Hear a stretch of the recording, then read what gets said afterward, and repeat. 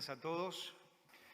Y ahora es un tiempo para adorar al Señor, siguiendo la historia de la primera iglesia, cómo el Señor fue desarrollando, extendiendo su reino poco a poco a través de aquella primera iglesia.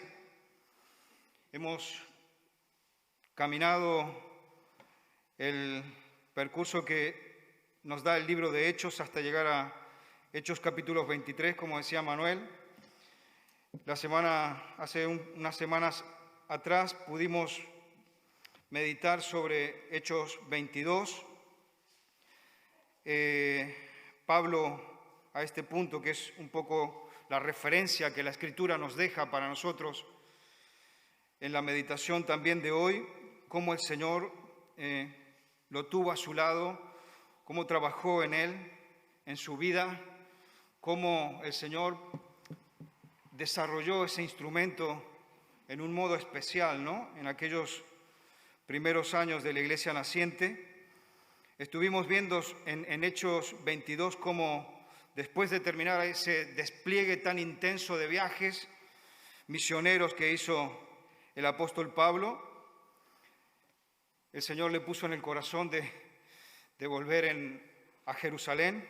Y bueno, esta expresión también tenemos que meditarla porque Él quiso venir, el Señor y el Espíritu del Señor Jesucristo no querían, pero al final Él forzó la situación, lo encontramos en Jerusalén. En el capítulo 22 vimos cómo se encontró allí en Jerusalén con el hermano del Señor Jesús, Santiago, y se le indicó que era mejor que fuera al templo, que se pusiera al día con el sacrificio de la purificación, y eso también era positivo a nivel de lo que era la relación con los judíos, porque, bueno, lo estaban difamando mucho, ¿no? Como que él era un desertor y una mala persona. Y vimos en el capítulo 22 cómo él hizo esto, pero al final salió todo como salió, de que en el templo se puso muy mal la situación porque le dieron una paliza prácticamente. A pesar de que él buscaba congratularse con el pueblo, porque él amaba a su pueblo Israel y quería que los judíos aceptaran al Señor Jesucristo, estaba en su corazón esto. Vimos cómo se defendió allí en el templo.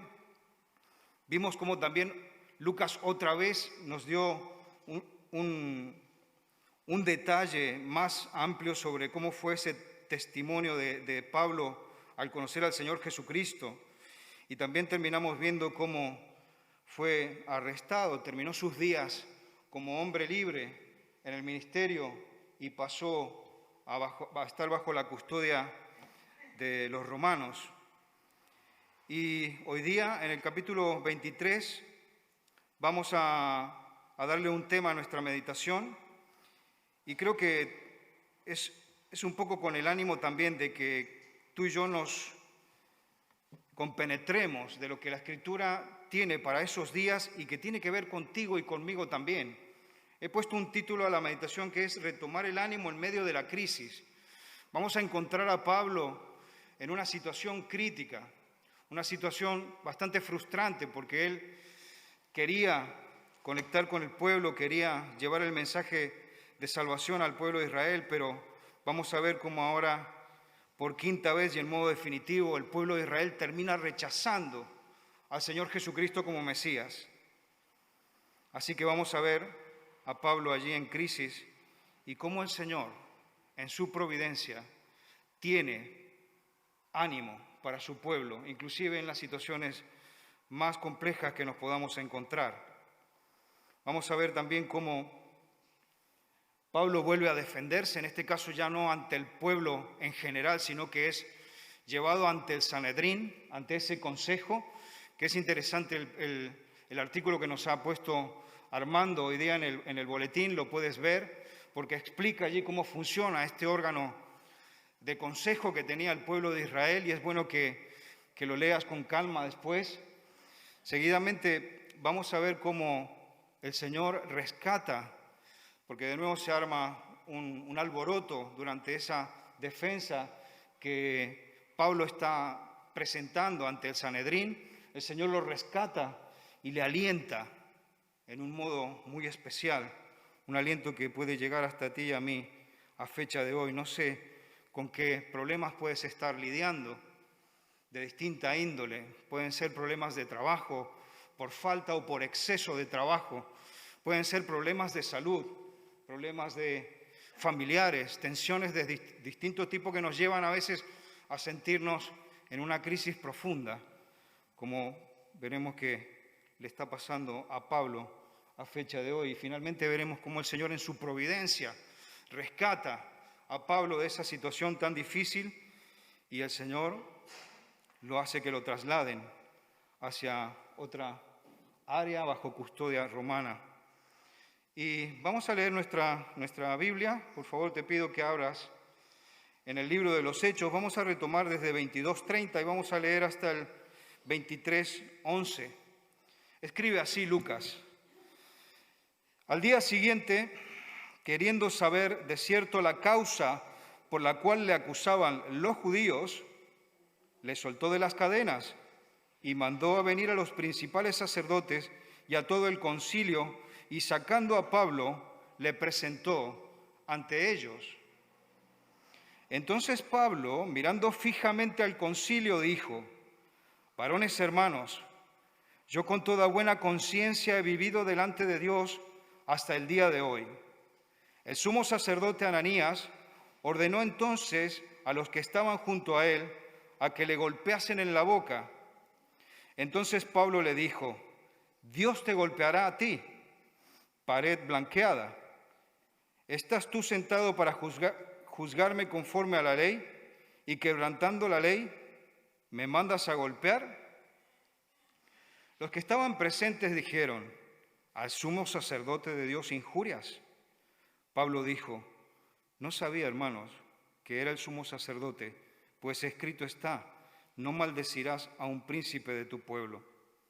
Entonces Pablo, notando que una parte era de saduceos y otra de fariseos, alzó la voz en el concilio: varones hermanos, yo soy fariseo, hijo de fariseos. Acerca de la esperanza y de la resurrección de los muertos se me juzga. Cuando dijo esto, se produjo disensión entre los fariseos y saduceos, y la asamblea se dividió, porque los saduceos dicen que no hay resurrección, ni ángel ni espíritu, pero los fariseos afirman estas cosas.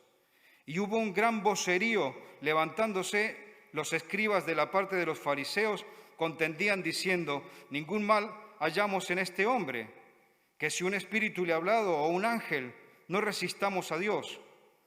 Y habiendo grande disensión, el tribuno, teniendo temor de que Pablo fuese despedazado por ellos, mandó a que bajasen soldados y le arrebatasen de en medio de ellos y le llevasen a la fortaleza.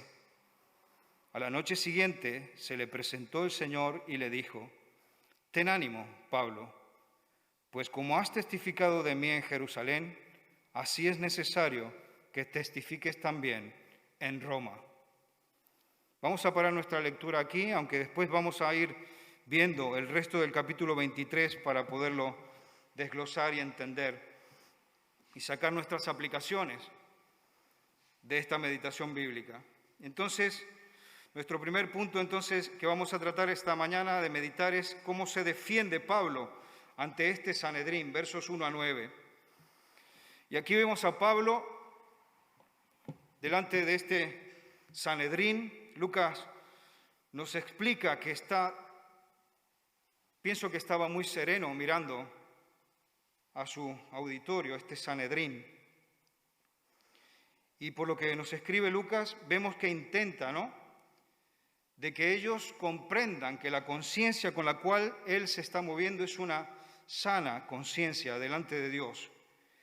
Y él intenta hacerles comprender que cuando perseguía a los cristianos, su conciencia la aprobaba.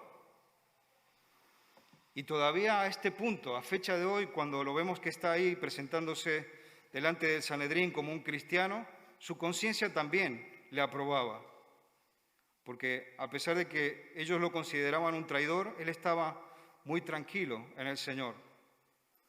Y es interesante que pensemos esta mañana sobre esta conciencia que tenía Pablo, de la cual nos habla Lucas, y que tenemos cada uno de nosotros. Todos nosotros tenemos esta conciencia y ese proceso interno que tenemos en nuestro pensamiento que nos permite distinguir lo malo de lo bueno. Nos permite distinguir si damos pasos para bien o damos pasos para mal. Y la conciencia cristiana entonces nos permite y nos pone como objetivo de que busquemos lo bueno, según dice la Escritura. Y una buena conciencia, como vemos que pasa aquí con Pablo, no acusa a su dueño. Y la conciencia tuya, mía, de cualquiera de nosotros, de Pablo, considera entonces lo bueno y correcto y también nos hace evitar lo malo e incorrecto. El problema es que si se ignora esta conciencia, el resultado es que tendemos a endurecernos y a cauterizarnos. En su momento, como dije, ¿no? Pablo, cuando era perseguidor de los cristianos, la misma Escritura dice, ¿no?, que él pensaba que rendía servicio al Señor persiguiendo a los cristianos. Por eso él se sentía aprobado. Después vemos, ¿no?, cómo Lucas describe la reacción que tiene el sumo sacerdote cuando lo ve y escucha lo que está explicando Pablo. Y dice que mandó a golpearlo en la boca, a darle un bofetón en la boca. Y claro, eso era una manera judicial y simbólica para poder silenciar a los testigos que hablaban mentiras delante de un tribunal. Y ellos pensaban que Pablo era un traidor. Por lo tanto, su expectativa era que se tenía que presentar delante de ese Sanedrín temblando de miedo. Pero sin embargo lo vemos que está muy sereno y planteando su defensa.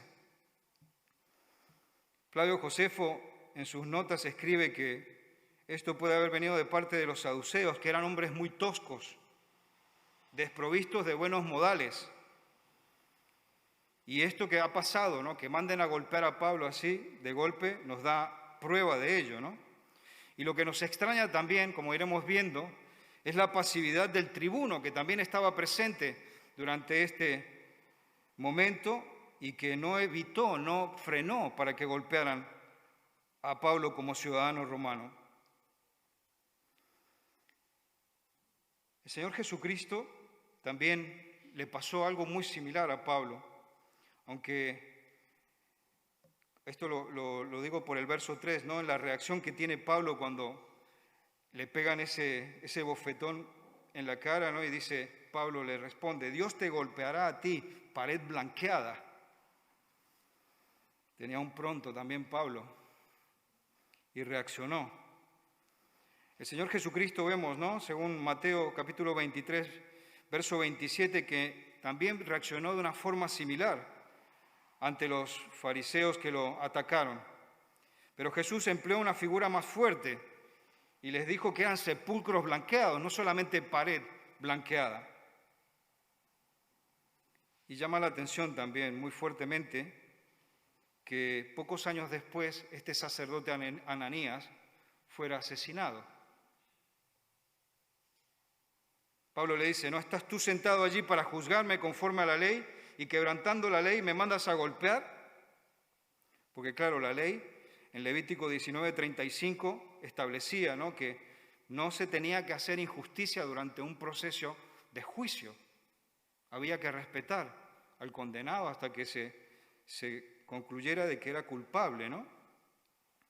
Y como digo, la reacción de Pablo nos recuerda también al Señor Jesús. Cuando un día sanó al hombre de la mano seca, y Marcos escribe, ¿no?, en capítulo 3, 2, 5, que los judíos estaban acechándole con malas intenciones para ver si el Señor Jesucristo hacía bien y sanaba a la gente durante el día de reposo, porque querían acusarle.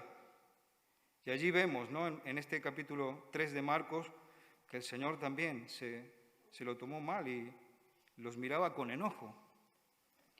Es un poco parecido a lo que le está pasando ahora a Pablo ante el Sanedrín. Versos 4-5, Lucas nos explica por qué Pablo no sabía que Ananías era el sumo sacerdote en ese momento. Mirando los comentarios, hay varias explicaciones de que por qué él tuvo ese lapsus de que no reconoció que Ananías era el sumo sacerdote. Pero bueno, no son de mucha aclaración estas explicaciones de los comentaristas. Pero lo que resulta evidente de nuestro texto es que Pablo no sabía que Ananías era el sumo sacerdote. Lo que sí también nos importa meditar esta mañana es la reacción inmediata del apóstol Pablo. Porque él dice, ¿no?, de inmediato reacciona y dice que lo siente, que no se había dado cuenta de que estaba ante el sumo sacerdote. Y claro, aquí vemos que Pablo no solamente respeta a este líder del pueblo de Israel, sino que él también en Romanos 13, 1-7 nos va a decir que no solamente el líder de Israel tiene que estar respetado por cada uno de nosotros, sino que las autoridades en general merecen y debemos respetarles, porque el Señor les ha puesto en autoridad.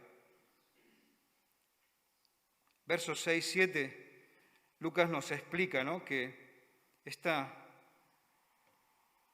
actitud que tiene Pablo, ¿no?, de ir discerniendo cómo se va desarrollando la reunión, y él ha notado que el consejo está dividido, ¿no?, en una facción de saduceos y otra de fariseos, y entonces él levanta la voz y se identifica, ¿no?, con los fariseos. Dice: hermanos, yo soy fariseo, hijo de fariseos. Todos sabían que Pablo era un cristiano, pero él dijo ante el consejo, ante el Sanedrín, de que era de tradición farisea, tanto él como sus padres. Y claro, él lo dijo porque a ese punto se identificaba con los fariseos en cuanto a la resurrección. Y aquí es interesante que analicemos, ¿no?, porque notamos que Pablo entendió que cómo se estaba desarrollando el juicio, él no iba a tener un resultado de imparcialidad en cómo lo trataran. Por lo tanto, decidió aprovecharse de esta división que él veía que existía dentro de este Sanedrín. Y entonces se identifica como partidario de los fariseos y declara que estaba en línea con ellos. Entonces logra empatizar con los fariseos cuando dice, ¿no?, yo soy fariseo, hijo de fariseos. Y entonces cita lo del tema de la resurrección de los muertos. Esto generó esa división del consejo, ya que los fariseos aceptaban la resurrección, pero los saduceos la negaban. Por lo tanto, los fariseos comenzaron a apoyar la postura de Pablo, mientras que los saduceos se mantenían insistentes en que era culpable.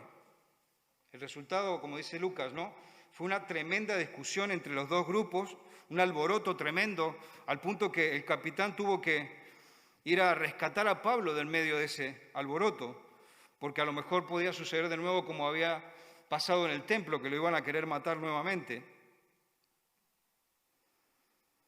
El verso 8 dice, ¿no?, de nuestro texto, que los saduceos dicen que no hay resurrección. Y claro, parece que este grupo de saduceos tenían una visión teológica, ¿no?, que negaban la inmortalidad del alma. Y a fecha de hoy también, ¿no?, vemos que tanta gente niega la inmortalidad del alma. ¿Qué piensas tú? ¿Por qué tantos hombres niegan la resurrección? ¿No será quizás porque si hay resurrección, también te tendrás que presentar a un juicio final en el cual todos nosotros tenemos que rendir cuentas de lo que hemos hecho en nuestra vida? Puede ser esta una de las causas que muchos incrédulos no aceptan la resurrección. No aceptan que hay un Dios creador y juez que un día nos pedirá cuentas de todo lo que hemos hecho. Nuestro verso 9 dice que se armó un gran alboroto, gritería. Nadie escuchaba a nadie. Todos hablaban y gritaban a la vez. Y levantándose los escribas de parte de los fariseos, contendían y decían: nosotros no hallamos ningún mal en este hombre. Y aquí esto nos da otra pauta de la inocencia de Pablo ante los fariseos. Ellos estaban ensañados que querían encontrarle culpabilidad cuando en realidad no era culpable de nada. Los fariseos detestaban que Pablo, como decíamos antes, había salido de los límites de Israel y andaba aceptando a los gentiles como hijos de Dios y no aceptaba tampoco la circuncisión. Pero por el momento los fariseos estuvieron dispuestos a olvidar, ¿no?, la diferencia en ese sentido con Pablo para no perder la oportunidad de avergonzar a los saduceos en cuanto a las posturas teológicas. También dice, ¿no?, que ellos comentaron que a lo mejor le ha hablado un espíritu o un ángel, pero Pablo no habría hablado de ningún espíritu ni tampoco de ningún ángel, sino que lo único que había dicho era que él era fariseo. Pero los fariseos se encargaron de añadir todo lo demás, ¿no?, para poder armonizar lo que Pablo decía con su doctrina farisaica. Meditamos nuestro segundo punto del texto, cómo Pablo es rescatado y el Señor le alienta.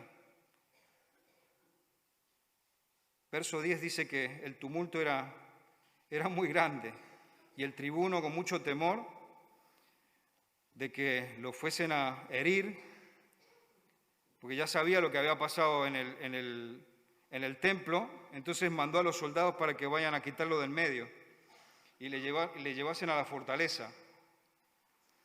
Y en esta ocasión, claro, era algo más urgente porque el tribuno ya era consciente de la ciudadanía romana que tenía Pablo, entonces tenía que protegerlo como ciudadano romano. Y entonces lo que sucede es que tienen que rescatarlo de en medio de ese alboroto, pero que creo que no se cumplió el objetivo que tenía el tribuno, que era aclararse sobre cuáles eran los cargos, los motivos por los cuales estaban acusando a Pablo. Ponte a pensar un momento en cómo estaba el apóstol Pablo en medio de una situación así. El rechazo, el estrés. ¿Y el Señor estaba ausente? Absolutamente no. Nuestro verso 11 nos dice que a la noche siguiente se le presentó el Señor y le dijo: ten ánimo, pues como has testificado de mí en Jerusalén, así es necesario que testifiques también en Roma.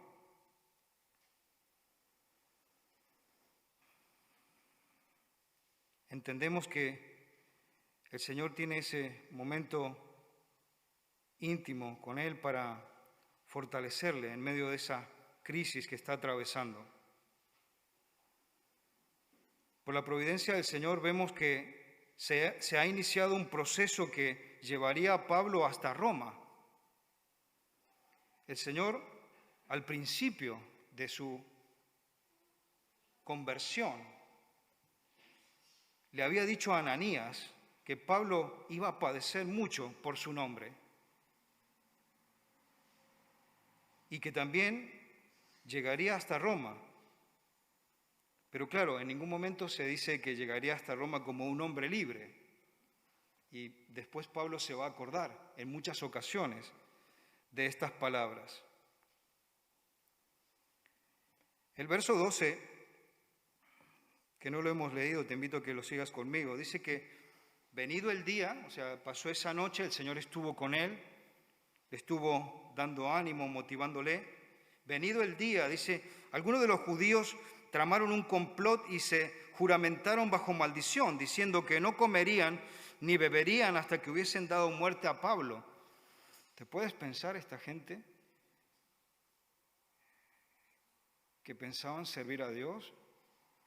El nivel de odio que están que estamos viendo, se estaban planteando un ayuno y se han conjurado pidiendo que Dios los castigue si no alcanzaban el objetivo de matar a Pablo.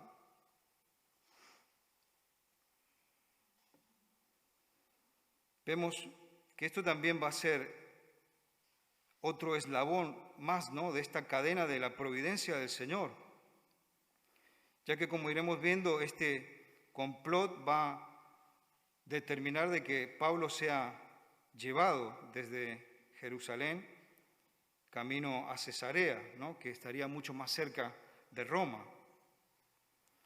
Y el juramento que están haciendo estas personas era una invocación a Dios para que si no lograban matar a Pablo, entonces Dios descargaba su ira contra ellos.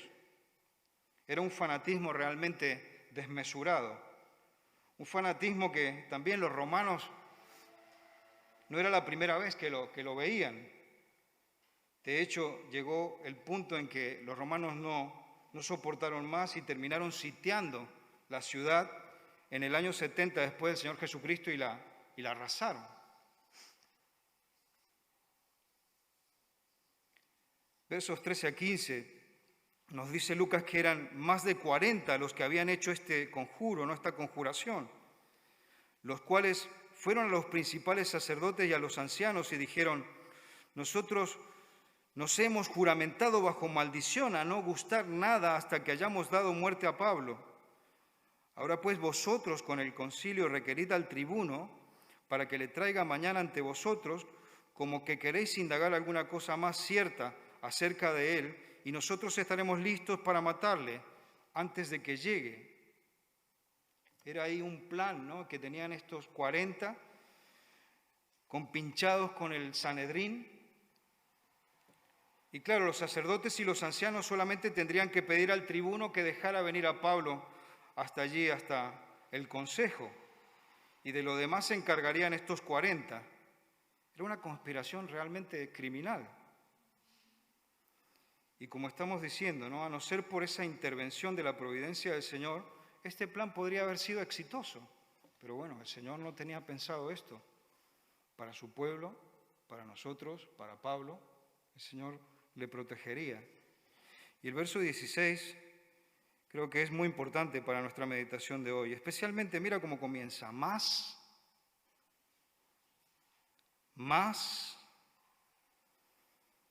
pero, o sea, a pesar de todo este conjuramento que había, pero, dice Lucas, más el hijo de la hermana de Pablo, mira tú por dónde, el hijo de la hermana de Pablo, oyendo hablar de la celada, fue y entró en la fortaleza y dio aviso a Pablo. Lo que derrotó el plan de estos conspiradores no fue que Pablo tenía una buena estrella o buena suerte, sino que, como decimos, es la providencia de Dios, nuestro Dios, que está cuidando a su pueblo y está ejecutando sus planes como Él desea, y nadie puede oponerse a lo que Él ha establecido.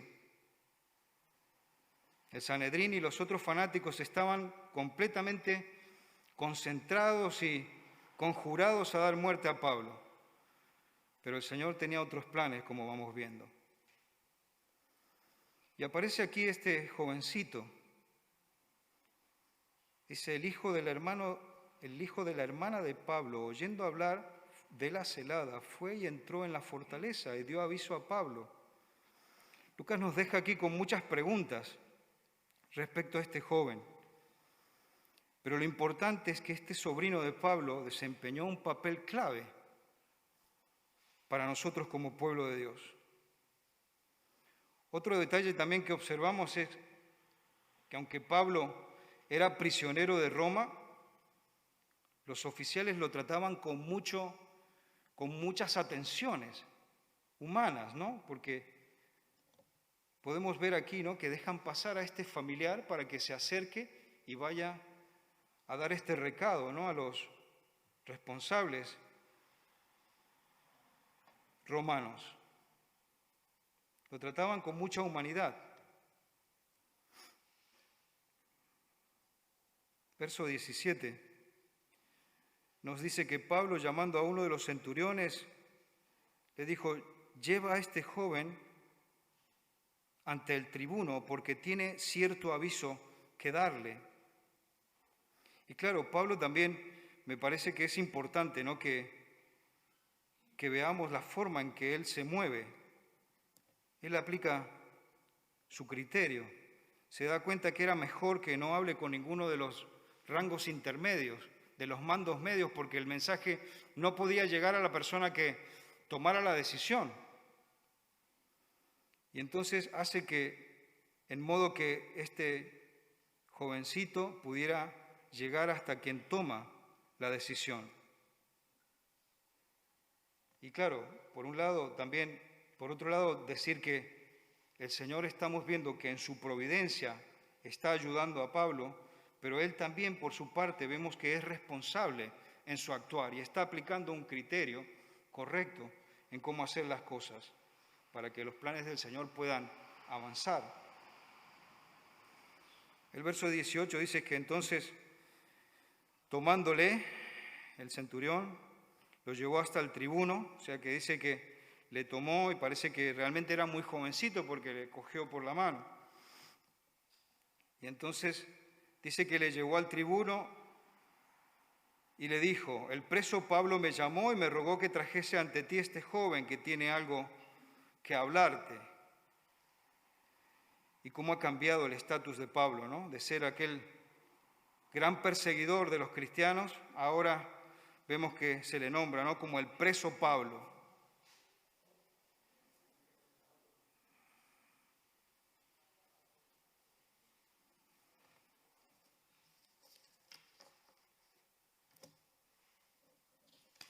Ahora vemos el diálogo, ¿no?, de este jovencito con el tribuno.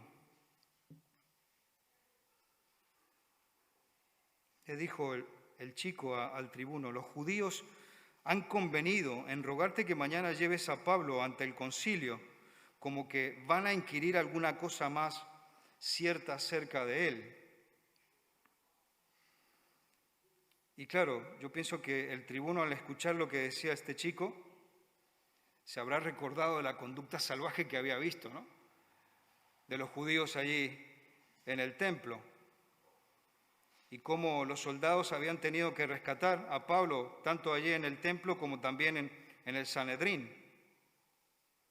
Yo creo que el mensaje que estaba trayendo este jovencito era de mucha credibilidad. Entonces, ¿qué pasó? ¿Qué hizo el tribuno al escuchar de este complot? El chico terminó agregando, ¿no? Verso 21 dice: tú no les creas, porque más de 40 hombres de ellos le acechan, los cuales se han juramentado bajo maldición a no comer ni a beber hasta que le hayan dado muerte, y ahora están listos esperando tu promesa.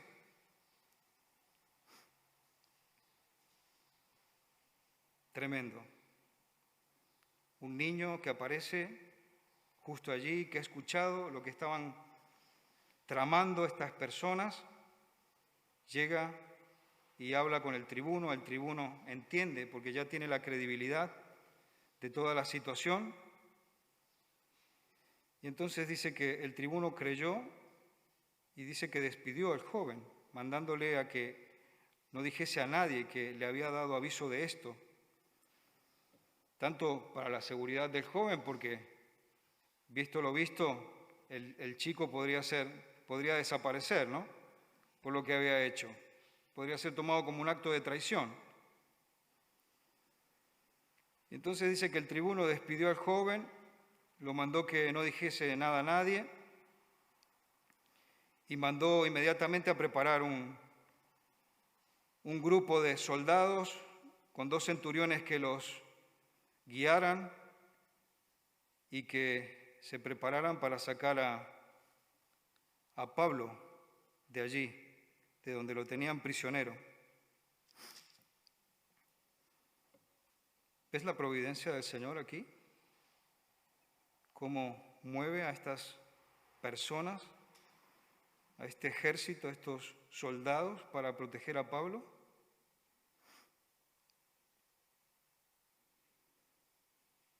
Son 400 soldados, ¿no?, que se han organizado para que pudieran acompañar y proteger a Pablo para que llegue a Cesarea.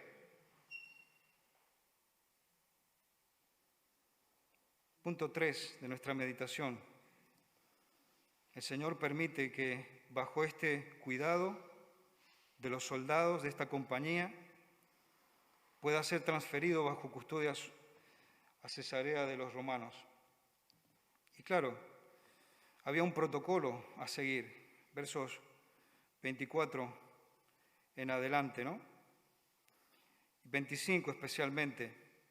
Cada vez que se hacía una gestión de este tipo, había que redactar un informe, ¿no?, de que por qué se estaba enviando un prisionero a otra jurisdicción. Y entonces Claudio Lisias, que era el tribuno a cargo, escribe esta carta al gobernador.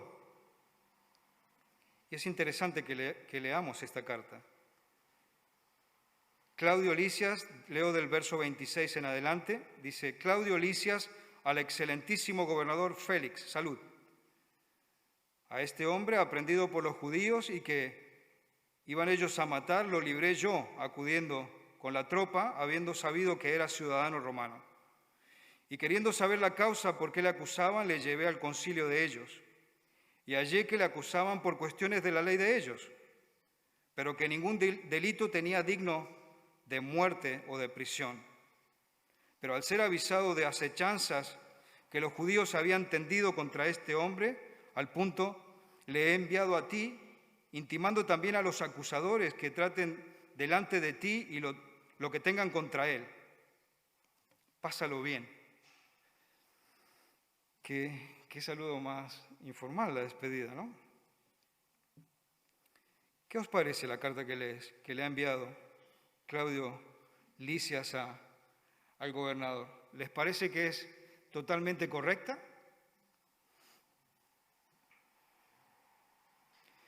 Yo creo que este documento ilustra muy bien cómo inclusive los hombres más eminentes pueden torcer la realidad de la historia.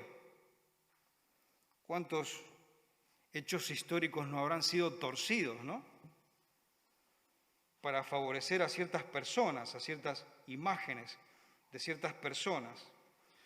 Porque si recordamos bien, no fue así como sucedieron las cosas.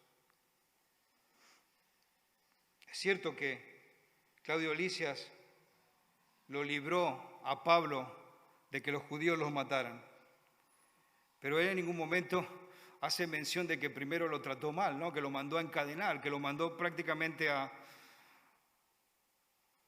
azotar, y que si Pablo no le habla y no le dice que él es un ciudadano romano, entonces lo hubiesen castigado mal.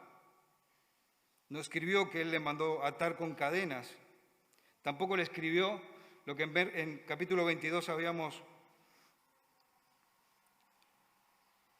meditado, ¿no?, que le dijo que lo confundió con un egipcio que había hecho una sedición en contra de Roma. No le convenía decir todo esto ante el superior, el gobernador romano.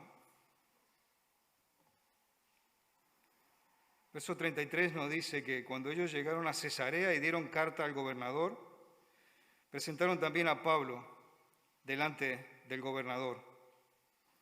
Y vemos que aquí cómo se ha cumplido exactamente toda la profecía que había dicho Agabo, ¿no?, en el capítulo 21, y que Felipe y los otros hermanos en Cesarea habían escuchado. En verso 35, ¿no?, vemos que el gobernador lee la carta y le pregunta inmediatamente de qué provincia era. Quizás creo que especulando, porque si él responde, Pablo, ¿no?, que era de la provincia de Cilicia, pero era muy probable que especulara para quitárselo de encima y que lo mandaran a otra jurisdicción. Y entonces la cosa va a quedarse allí. Le dice: te oiré cuando vengan tus acusadores. Y entonces mandó a que le custodiasen en el pretorio de Herodes. ¿Puedes ver de nuevo la providencia del Señor? Creo que sin duda era un sitio bueno para que él pudiera pasar ese periodo de su vida. Pensando en las mazmorras que había en aquella época, el Señor hizo que en su providencia él pudiera estar allí durante esos 2 años, en el pretorio de Herodes, donde tenía espacio y flexibilidad para recibir a otros hermanos, para seguir enseñando, para recibir el apoyo y el consuelo también de los hermanos. Aquí entendemos que no escribió ninguna de las cartas, Pablo, mientras estuvo en este pretorio de Herodes, pero sí sabemos que allí trabajó las presentaciones, los discursos más importantes que tuvo que hacer dentro de su ministerio, como el que tuvo que hacer ante Félix, ante Festo, ante Agripa, que son de los discursos más significativos que tenemos en la Escritura. Y en cada ocasión de estas, él pudo llevar el nombre del Señor Jesucristo, el Evangelio y el testimonio de Cristo ante los reyes, como le había prometido el Señor. Hechos capítulo 9, verso 15. Y vemos como el complot de estos judíos fanáticos fue un fracaso. ¿Pero por qué? Porque el Señor Jesucristo tenía otros planes y no eran de que Pablo termine sus días allí. Vamos a las aplicaciones. Es fascinante la historia, la verdad que es muy importante ver todo esto, ¿no?, de la historia de nuestra iglesia. Pero también es importante que nosotros veamos cómo aplicar cosas para nuestro día a día, para fecha de hoy. Del verso 1 me interesa que volvamos a considerar lo que es la conciencia. Hemos visto, ¿no?, como Lucas describe aquí la buena conciencia, la sana conciencia que le permitía a Pablo estar allí firme, tranquilo y sereno delante de ese consejo. La conciencia es lo que nos mueve a hacer muchas cosas, a ti y a mí. Es aquel proceso que tenemos en nuestra mente, en nuestro interior, que nos va a llevar a hacer cosas buenas y correctas o nos va a llevar a hacer cosas malas o incorrectas. Y es bueno que para aplicar esto a nuestra vida a fecha de hoy nos preguntemos, ¿cómo está nuestra conciencia? ¿Está sana? ¿Es posible que esté débil, dañada? Una de las opciones que puede tener nuestra conciencia a fecha de hoy es que esté cauterizada. ¿Sabes lo que es la cauterización? Cuando aplicas, ¿no? Por ejemplo, lo más rápido es en la cocina, cuando tú pones un bistec a la plancha y le das ahí un golpe de calor fuerte para sellarla y después no sale nada del líquido, ¿no? Le das una vuelta y otra vuelta, has cauterizado, se cierra. Pero ¿está así nuestra conciencia? ¿Está cauterizada al punto de estar encallecida?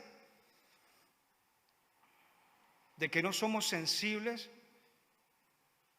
a la presencia del Señor? ¿A la Escritura que nos habla?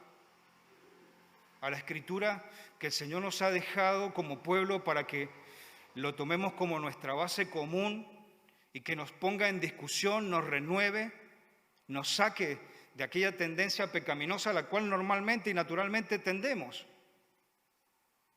¿Cómo está nuestra conciencia hoy? Debemos sanar nuestras conciencias.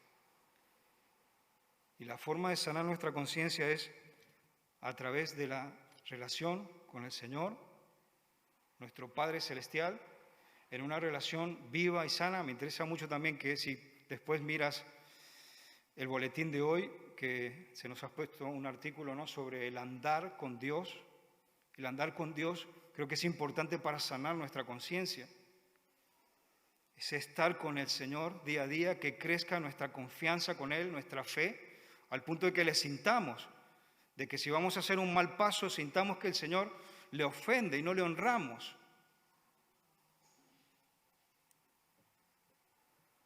¿Te pones en discusión con lo que escuchas del Evangelio? ¿O sigues allí con los paraojos? Si el Evangelio te dice que tienes que llevar el fruto del Espíritu, que tienes que ser una persona amable, y tú sigues siendo como eres, quizás llevas muchos años en la iglesia como yo, ¿cómo está tu conciencia? ¿Cómo está mi conciencia? De versos 6 y 7 me interesa que pensemos, ¿no? Que actualmente hay comentaristas que insisten en que el modo de proceder que tuvo Pablo ante el concilio no fue correcto. El hecho ese de que él aprovechó esa oportunidad de generar esa tensión en el concilio para poder salir, ¿no?, de ese momento tan difícil, tan incómodo, ¿no?, que lo querían machacar. Él sabía que no iban a tener un fallo justo en ese juicio contra él. Y la Escritura en ningún lado dice que un creyente está obligado a sufrir alguna injusticia, cuando esto puede ser evitado. Además vimos cómo el Señor, después de ese día tan duro, el Señor vino y estuvo con Pablo y le animó y le dijo, no, ten ánimo. Si hubiese habido algún reproche, el Señor creo que se lo hubiese hecho entender. Pero creo que esto nos da la pauta, ¿no?, de que el Señor no le reprendió y podemos llegar a la conclusión que los pasos que dio el apóstol Pablo ese día fueron correctos. Y de esto entendemos que el Señor espera que si tenemos una conciencia sana a su lado, que entendemos su persona, sus valores, cómo es Él, cómo piensa, entonces yo estoy a su lado y puedo dar pasos seguros y sanos a su lado. Mira, te hago leer Mateo capítulo 10, verso 16. Léelo conmigo. No tiene desperdicio. Es un día que el Señor está hablando con los apóstoles también.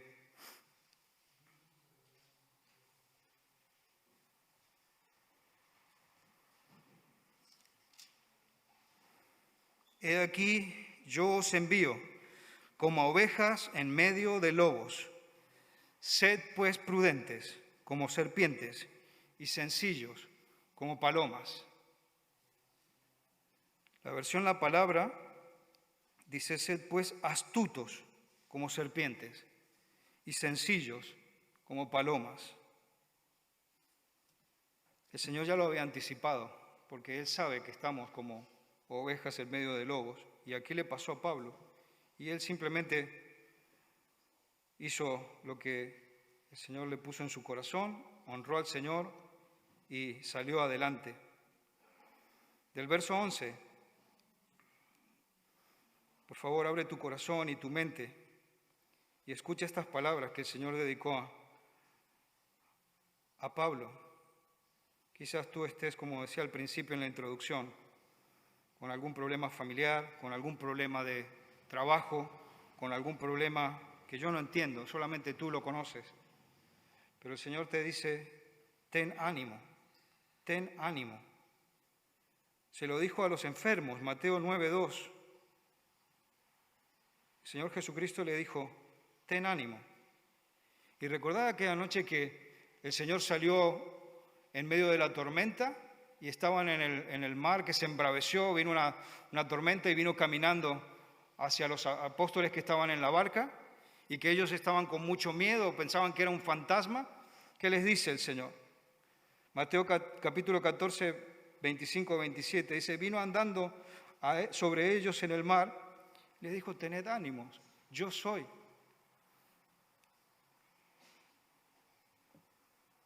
Tomamos ánimo de la Escritura, tomamos ánimo del Evangelio, tomamos ánimo del Señor, le miramos a Él, sanamos nuestra conciencia, somos conscientes de su presencia, inclusive en la situación más compleja que podamos estar.